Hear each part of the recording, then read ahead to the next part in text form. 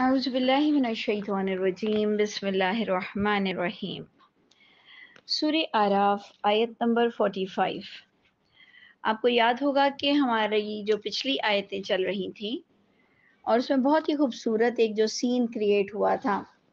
کہ اللہ تعالیٰ فرماتے ہیں، جو ہمیں بتا رہے ہیں اللہ تعالیٰ اپنی کتاب سے، کہ انسان اللہ تعالیٰ کو کریڈٹ دیں گے کہ اللہ تعالیٰ آپ کے کلام کی وجہ سے آپ نے ہمیں ہدایت بخشی، ہمیں اندھیرے میں نہیں رکھا اور ہم اس قابل ہوئے کہ جنت تک پہنچے، اور اللہ تعالیٰ لوگوں کو کہیں گے کہ تم جنت میں اپنے عمل سے پہنچے۔ یعنی کتاب پر عمل کرنا، وہ ہمیں بار بار اللہ تعالیٰ انسپریشن دے رہے ہیں، مطلب ایکنالج ہمیں سب کو یہ کرایا جا رہا ہے کہ دیکھو کتاب پر عمل کرنے کی وجہ سے تم اس جنت تک پہنچے اور تمہاری وراثت بنی ہے۔ اب جناب اسی کے ہی ساتھ جب ہم نے یہ بات بھی پڑھی تھی کہ جنت والے جہنم والے سے پوچھیں گے کہ تمہیں بھی وہ جہنم مل گئی، تو وہ کہیں گے ہاں، اور پھر آخری میں جو ہم نے اینڈ کیا تھا سنڈے کو کہ ان لعنت اللہ علی الظالمین، کہ لعنت ہے ظالموں پہ، مشرکوں پہ، شرک کرنے والوں پہ، حق مارنے والوں پہ، یعنی ہر لحاظ سے وہ ہمارے جو کانٹیکس تھا اس سے وہ چیز جوائن ہو رہی تھی۔ اچھا، اب آگے جو ہمارا سبق شروع ہو رہا ہے آیت نمبر 45 سے، کہ جو ان لعنت اللہ علی الظالمین کی بات ہوئی تھی کہ لعنت ہے ظالموں پہ، تو وہ ظالموں کو اب ڈیفائن کیا جا رہا ہے کہ کون ہے وہ ظالم، اللہ تعالیٰ کن کو ظالم کہہ رہے ہیں، وہ کون ہے ظالم۔ تو اگر آپ الذین میں، جو آج ہمارا آیت 45 میں الذین میں، اگر آپ اس کا ترجمہ وہ جو میں بریکٹ ڈال کر دیں کہ وہ ظالم لوگ جو، اب وہ مسلمانوں میں سے بھی ظالم اور نان مسلم میں سے بھی ظالم، اس لیے صرف ایسا نہیں ہے کہ مسلمان ظالم نہیں ہوتا، بلکہ یہ کتاب تو اسی لیے زیادہ بتا رہی ہے کہ جب تم اللہ کو مان چکے ہو، جب تم کتاب کو مانتے ہو، چاہے وہ اہل کتاب ہیں، چاہے وہ محمد صلی اللہ علیہ وسلم کے امتی ہیں، تو اللہ تعالیٰ کا فرمانا کہ وہ لوگ جو جان چکے ہیں کہ اللہ کیا ہے، کتاب کیا ہے، انبیاء کرام کیا ہے، اس کے باوجود بھی یصدون عن سبیل اللہ، وہ لوگ جو روکتے ہیں اللہ کے راستے سے۔ یہ ایکچولی بات تھی ہمارے سمجھانے کی کہ وہ لوگ جو روکتے ہیں اللہ کے راستے سے۔ اب اس میں بھی آپ اور میں بالکل فوراً سے لے لیتے ہیں نان مسلم، کہ روکتے کون ہیں؟ جو اللہ کو مانتے نہیں ہیں، اور جبکہ اگر آج آپ کے سامنے یہ بالکل پریکٹس کے ساتھ آپ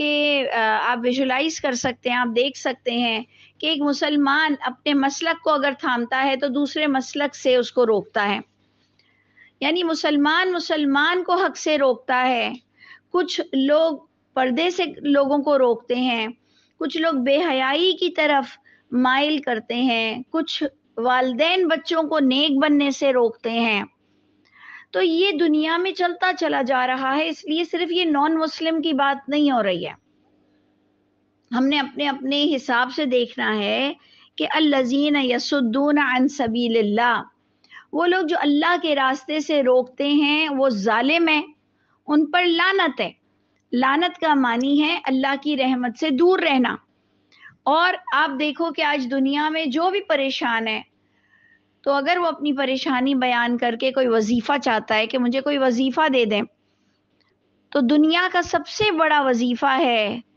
کہ سیلف اسیسمنٹ۔ دنیا کا سب سے بڑا وظیفہ ہے کہ اپنے آپ کا محاسبہ کرو، اپنے آپ پہ نظر ڈالو، دیکھو کتنوں کے مجرم ہو، کتنا حرام کھا رہے ہو، کتنا لوگوں کو ستا رہے ہو، کتنا ناحق کر رہے ہو، اور پھر دینی اعتبار سے کتنا شرک کرتے ہو۔ تو یہ سب سے بڑا دنیا کا وظیفہ ہے۔ تو وہ لوگ جو اللہ کے راستے سے روکتے ہیں، وَيَبْغُونَهَا عِوَجًا، اور ٹیڑھ نکالتے ہیں، یبغو یعنی تلاش کرتے ہیں، چاہتے ہیں، عوجا ٹیڑھ نکالنا کسی نہ کسی طرح۔ ایون میں آپ سے کہہ رہی ہوں نا کہ ہم نان مسلم کو کیا فوکس کریں، مسلمان کے عیب نکالتا ہے کہ اگر وہ مسلکوں کے ڈفرینسز ہوں، یا اگر کوئی کہے کہ میں قرآن کو سمجھتا ہوں، اور کوئی اجماع تواتر کی حدیثوں سے اگر کوئی قرآن کی آیت کی روشنی میں وہ اس کو ٹھکراتا ہے، تو تب بھی ایک انسان دوسرے انسان کے اندر کے عیب نکالتا ہے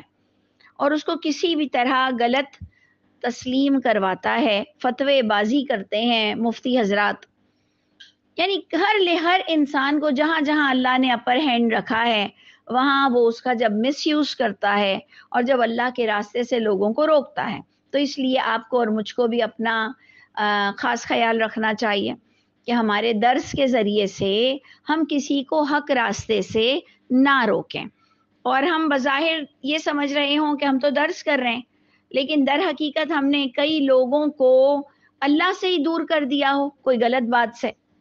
تو اس لیے اللہ ہم سب پر رحم فرمائے. کیونکہ دیکھیں پچھلی آیت بڑی خوبصورت تھی، جنت کی وراثت سب کو ملے گی جو نیک اعمال کریں گے. تو یہ تھی بڑی پیاری آیت، اس میں ہمیں اپنے آپ کو بار بار دیکھنا ہے اور کہنا ہے کہ اللہ تعالی ہمیں جنت سے محروم نہ کیجیے گا. تو جناب یہ ٹیڑھ تلاش کرتے ہیں، اللہ کے راستے سے روکتے ہیں، وہم بالآخرۃ کافرون، اور آخرت کے حقیقت کا کفر کرتے ہیں. اب اس میں بھی ہم نے بار بار یہ ڈسکشن کیا کہ وہم بالآخرۃ کافرون کا مطلب صرف یہ نہیں ہے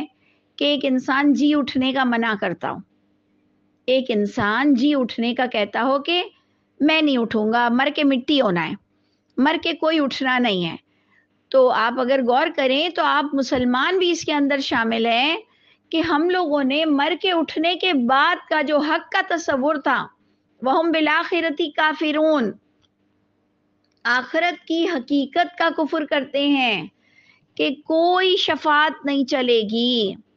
کوئی کسی نبیوں نے غلط آپ کی طرفداری نہیں کرنی ہے، کوئی حوض کوثر پر گناہ گاروں کو صرف کلمہ پڑھنے کی وجہ سے پانی نہیں ملنا ہے. اور یہ جو آپ لوگوں نے بقرہ عیدیں منانی ہے نا،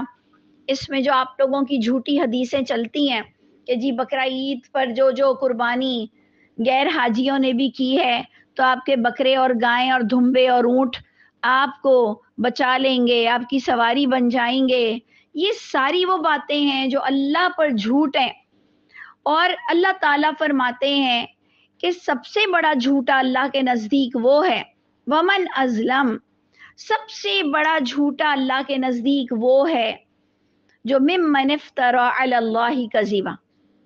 جو اللہ پر جھوٹ بولتا ہے دھڑلے سے. دیکھیں بقرہ عید آنے والی ہے، حج کے دن آنے والے ہیں، اس لیے میرے ہر درس میں آپ کو تھوڑا سا یہ قصہ ضرور ملے گا. اور میں آپ کے آگے آج سنڈے کی بھی کلاس ہے، تھوڑی سی ڈفرینٹ جینٹری بھی ہو جاتی ہے، تو ہر ایک کو پوچھنا چاہوں گی کہ میری اصلاح کر دو کہ قرآن میں اسماعیل علیہ السلام کی وہ قربانی والا قصہ بھی ہے اور قرآن میں حج کی قربانی کا بھی ذکر ہے، تو آپ کے میڈیا پہ، آپ کے نیوز پیپر میں،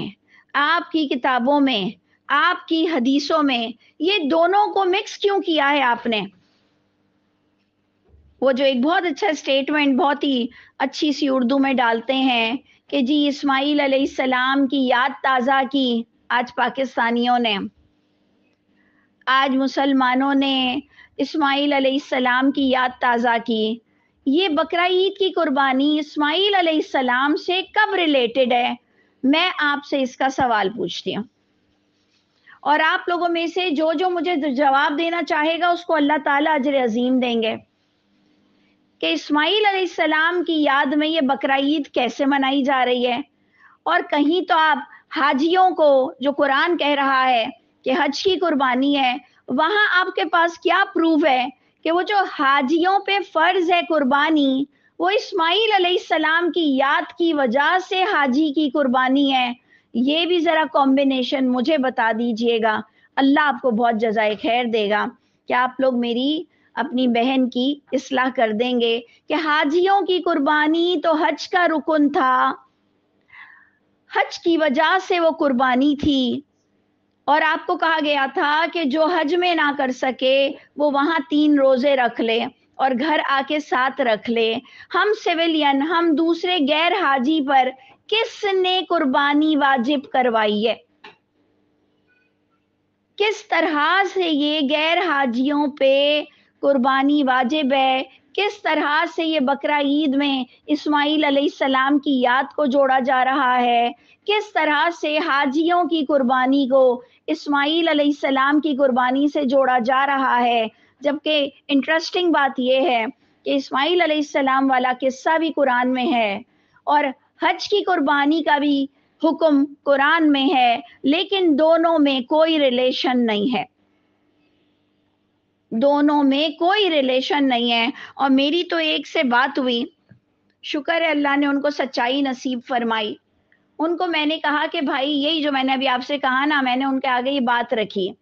میں نے کہا کہ ذرا پلیز ایمانداری سے اس کا جواب دیجئے گا،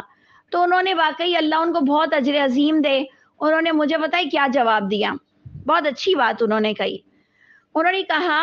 کہ ایکچولی تو یہ بس حاجیوں کی قربانی تھی، حج کیا تھا،